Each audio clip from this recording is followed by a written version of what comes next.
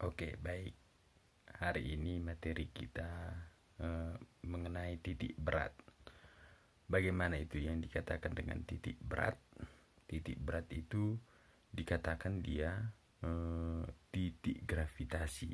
Karena apa? Karena di setiap benda dia memiliki partikel-partikel, di mana jumlah partikel inilah yang dikatakan dia banyaknya suatu benda yang terdiri dari partikel yang memiliki massa, sehingga partikel-partikel tersebut berkumpul semua sehingga dia akan memiliki massa tertentu.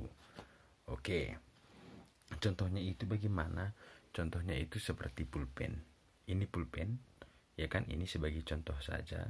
Pulpen ini dia terdiri dari banyak partikel, dan setiap partikel dia memiliki massa, sehingga pulpen ini dia memiliki titik berat. Titik beratnya itu, disitulah dia titik gravitasinya.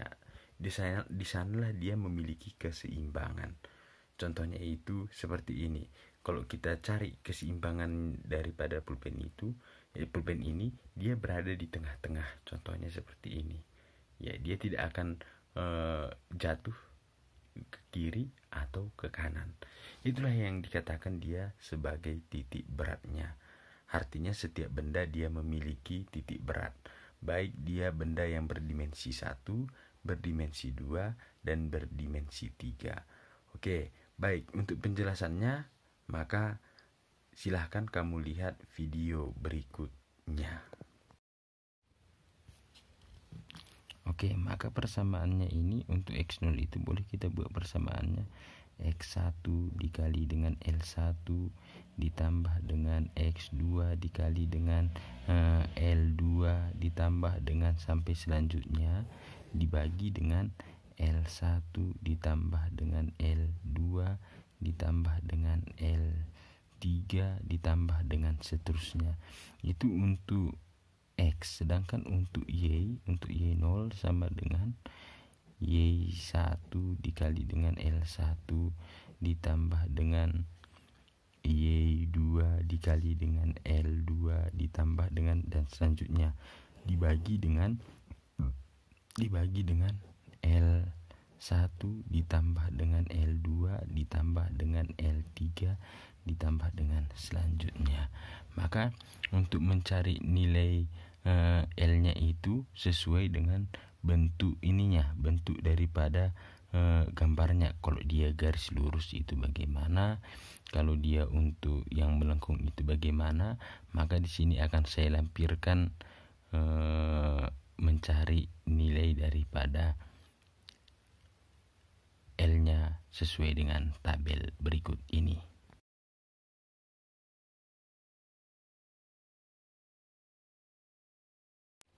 Oke, yang kedua itu titik berat berdimensi 2. Kalau dia berdimensi 2 itu contohnya apa? Dia itu berdimensi 2 artinya dia memiliki luas. Contohnya itu ada dia segi 3, ada dia segi 4, ada dia segi 5 dan lain sebagainya. Artinya di sini dia memiliki luas. Maka persamaannya itu bagaimana? Maka persamaannya itu untuk X, titik X-nya itu persamaannya boleh kita buat X1 dikali dengan A1 ditambah dengan X2 ditambah dengan A2 dikali dengan A2, ini dikali juga.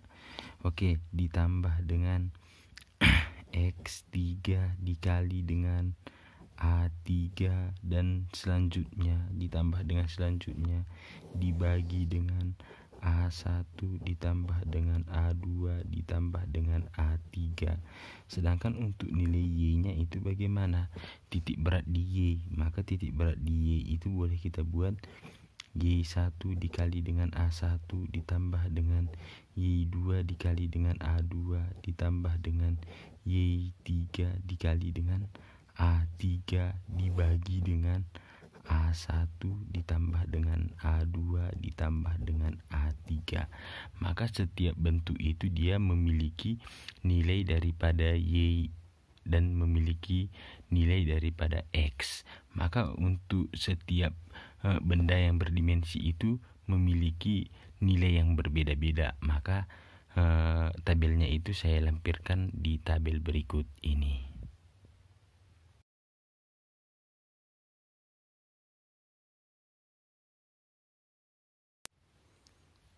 Y1 dikali volume.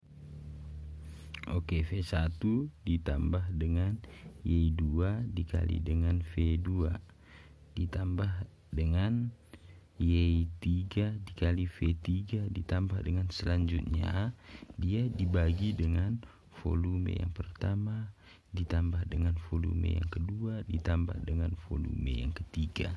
Maka itulah dia rumusnya untuk mencari titik berat di 3 dimensi. Maka seperti yang saya katakan tadi, untuk yang 3 dimensi ini dia ada beberapa bendanya. Contohnya itu apa? Contohnya itu ada kubus, ada bola, ada balok, dan lain sebagainya. Maka untuk mencari nilai X-nya itu dan mencari nilai Y-nya itu akan saya lampirkan berikut ini.